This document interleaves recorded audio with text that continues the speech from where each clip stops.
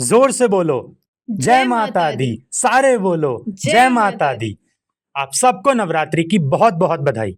मैं आरजे अनग और मैं आरजे अंशु। आप सभी का स्वागत करते हैं रेडियो भारती पर। और हम आपके लिए लाए हैं एक खास पेशकश नवरात्रि स्पेशल। जी हाँ, हम बात करने वाले हैं नवरात्रि के उन खास 9 दिनों के बारे में।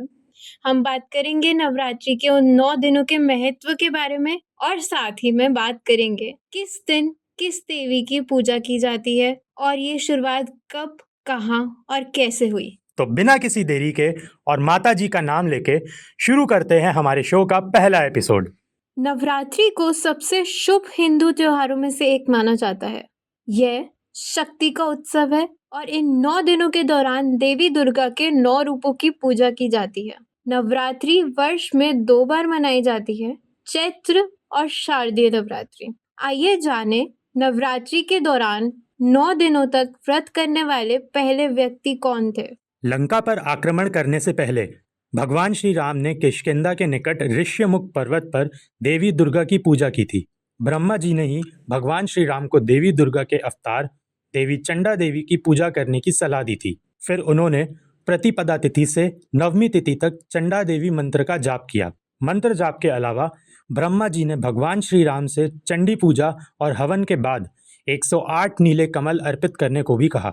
यह नीले कमल काफी दुर्लभ है। ऐसा माना जाता है कि भगवान श्री राम ने अपनी सेना की मदद से 108 नीले कमल प्राप्त किए थे। हालांकि जब रावण को इस जानकारी मिली तो उसने अपनी शक्तियों से एक कमल को नष्ट कर दिया। चंडी पूजा के अंत में जब भगवान श्री राम ने नीले कमल अर्पित किए तो उन्हें पता चला कि उनमें से एक कमल गायब है। उन्होंने अपनी एक आंख देवी चंडी को अर्पित करने का निर्णय लिया।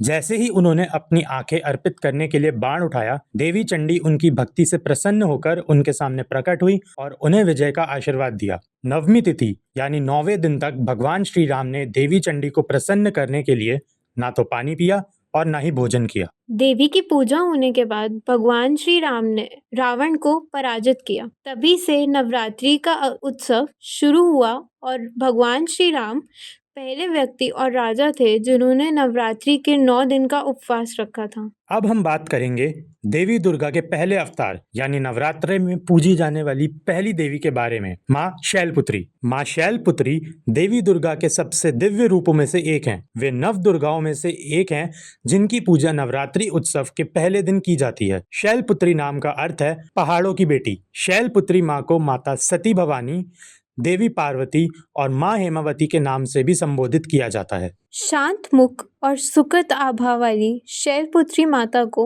नंदी जी पर विराजमान दिखाया गया है। उनके माथे पर अर्धचंद्र और वे अपने दाहिने हाथ में त्रिशूल और बाइने हाथ में कमल का फूल पकड़े हुए दिखाई देती हैं। माँ शैलपुत्री चंद्रमा ग्रह पर शासन करती हैं। ऐसा कहा जाता है कि शुद्ध मन से उनकी पूजा करने से चंद्रमा के सभी बुरे प्रभाव दूर हो जाते हैं। नवरात्रि के पहले दिन का महत्व ये है कि माता शैलपुत्री की पूजा घट स्थापना के अनुष्ठान से शुरू हुई थी।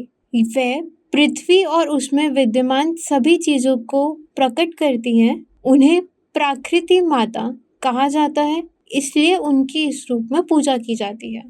घट स्थापना का अर्थ है चौड़े मुंह वाले मिट्टी के बर्तन की स्थापना। पहले 7 प्रकार की मिट्टी, जिसे सप्त मृत्तिका के रूप में जाना जाता है, उसको बर्तन के अंदर डाला जाता है। अब इस बर्तन में 7 प्रकार के खाद्यान्न और जौ के बीज बोए जाते हैं।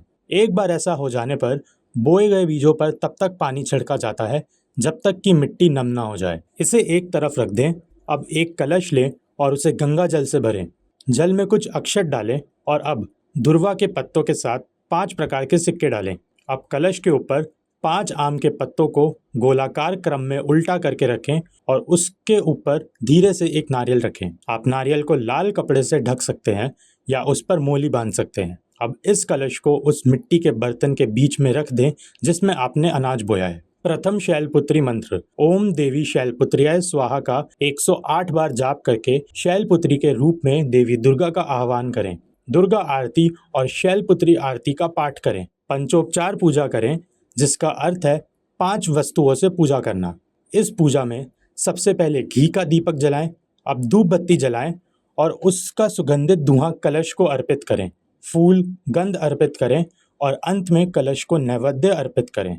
नैवेद्य फलों और मिठाइयों से बनाया जाता है। चलिए अब हम जानते हैं माता शैलपुत्री की पूजा करने के लाभ के बारे में। चंद्र ग्रह के दुष्प्रभावों से बचाता है, शांति, सद्भाव और समग्र खुशी प्रदान करता है, बीमारियों और नकारात्मक ऊर्जा दूर रखता है, विवाहित जोड़े के बीच प्रेम का बंधन मजबूत करता है, करियर और व्यवसाय में स्थिरता, सफलता प्रदान करता है। चलिए आज का एपिसोड यही समाप्त करते हैं। कल हम फिर से लौटेंगे और बात करेंगे माता ब्रह्मचारिणी के बारे में। तब तक के लिए बने रहिए रेडियो रेडियो भारती के साथ।